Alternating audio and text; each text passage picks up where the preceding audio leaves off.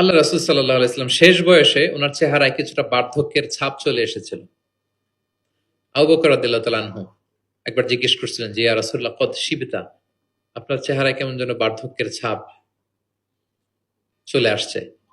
আল্লাহ রাসূল সাল্লাল্লাহু আলাইহি ওয়াসাল্লামের দাড়ি এবং চুল মিলে সব মিলে 20টার বেশি চুল পাকে নাই। এক বর্ণনায় এসেছে 17টা, আরেক বর্ণনায় 18টা।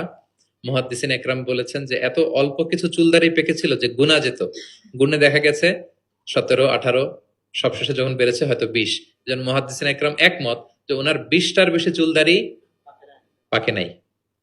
কোথায় বেশি পাকছে? এদিকে কয়েকটা পাকছে, নিম দাড়ির এখানে কয়েকটা পাকছে, হাদিসে আছে। তাও বকর রাদিয়াল্লাহু তাআলা আনহু বললেন ইয়া রাসূলুল্লাহ কদ শিবতা, আপনার চেহারায় কেমন যেন বার্ধক্যের ছাপ।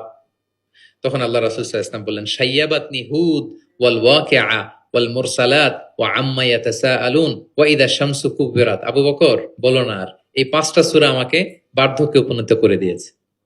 কারণ এই 5টা সূরার ভিতরে কিয়ামতের বিভীষিকার বর্ণনা এমন ভাবে আল্লাহ তুলে ধরেছেন। আল্লাহ রাসূল সাল্লাল্লাহু আলাইহি ওয়াসাল্লাম এত উদ্বিগ্ন থাকতেন উম্মতকে নিয়ে, নিজের জন্য না, আমাদের জন্য, যে হায় রে কিয়ামতের এই বিভীষিকাময় মুহূর্তে আমার গুনাহগার উম্মতের কি হবে, ওই কঠিন পরিস্থিতিতে আমার উম্মতের কি হবে। এটা যখন ভাবতেন, এই 5টা সূরা পড়তেন, কিয়ামতের বিভীষিকাময় এই পরিস্থিতি দৃশ্যায়নের চিন্তা মানুষ পটে, কল্পনা পটে চিন্তা করতে করতে ওনার মধ্যে বার্ধক্যের ছাপ চলে আসছে। কোরআন পড়তে পড়তে উম্মতের চিন্তায়।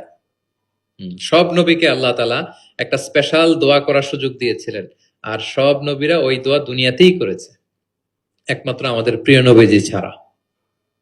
সব নবী ওই দোয়া খাটায় ফেলছে দুনিয়াতে, আল্লাহ রাসূল সাল্লাল্লাহু আলাইহি ওয়াসাল্লাম ওই দোয়া করেন নাই।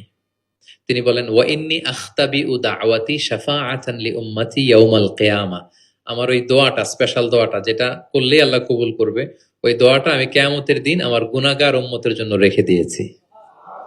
আমি সেদিন আমার উম্মতের জন্য সেই দোয়াটা করব।